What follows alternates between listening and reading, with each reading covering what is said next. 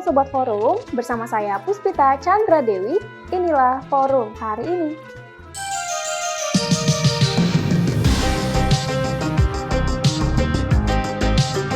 Sebelum kita masuk ke beritanya, jangan lupa like, subscribe, komen, dan nyalakan loncengnya. Sekarang, yuk kita ke beritanya. Berita pertama, KPK akan menggelar forum di mana calon presiden dapat beradu gagasan terkait pemberantasan korupsi pada 17 Januari 2024 di Gedung Merah Putih KPK.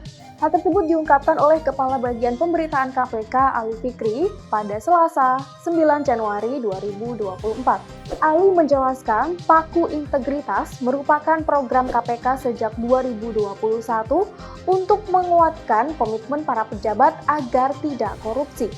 Sebelumnya, Wakil Ketua KPK Nurul Gufron pada 14 Desember 2023 mengungkapkan bahwa KPK akan menggelar forum khusus bagi para capres yang berkompetisi dalam Pilpres 2024 terkait upaya pemberantasan korupsi. Gufron menjelaskan bahwa KPK akan mengawal dengan serius gagasan terkait isu anti korupsi yang disampaikan oleh para capres. Berita berikutnya.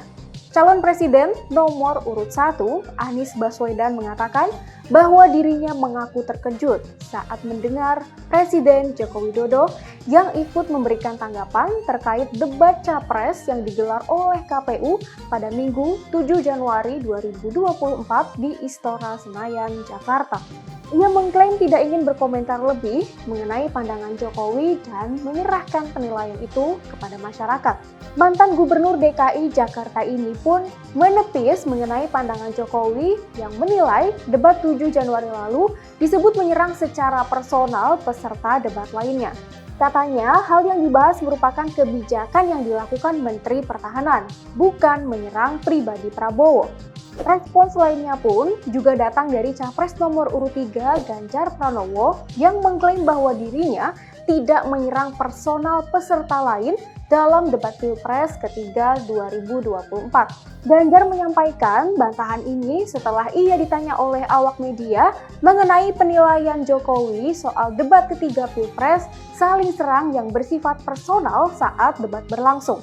Dalam debat ketiga, Ganjar dan Anies terlihat sempat menyerang Prabowo mengenai sejumlah indeks yang turun selama Prabowo menjabat sebagai Menteri Pertahanan.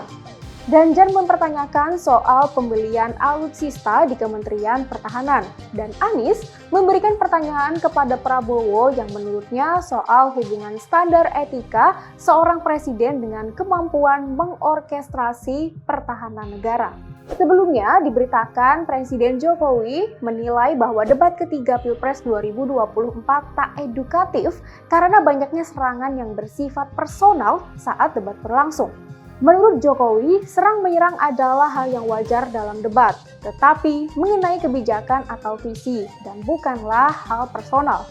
Ia menganggap masyarakat pasti merasa kecewa dengan debat ketiga yang digelar pada Minggu 7 Januari kemarin.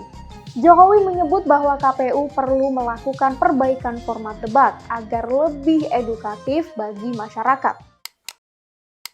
Berita berikutnya, KPU RI menilai Wakil Ketua TKN Prabowo Gibran, Grace Natali, tak patut karena menghampiri moderator saat debat Pilpres ketiga berlangsung. Grace pun mengaku menerima penilaian KPU tersebut. Meski begitu, Grace menjelaskan alasan mengapa dia melakukan hal itu. Grace menjelaskan ada pendukung paslon lain yang mengacungkan 3 jari saat Prabowo berbicara, sehingga akhirnya ia protes kepada moderator. Setelah protes, Grace mengatakan moderator langsung melarang pendukung mengganggu paslon saat bicara.